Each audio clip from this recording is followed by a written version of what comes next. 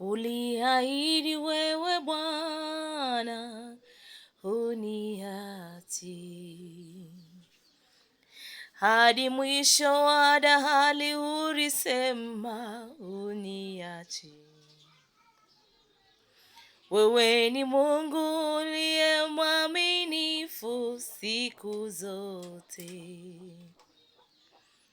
Nitaishi kwa ahadi yako Bwana, huniachi.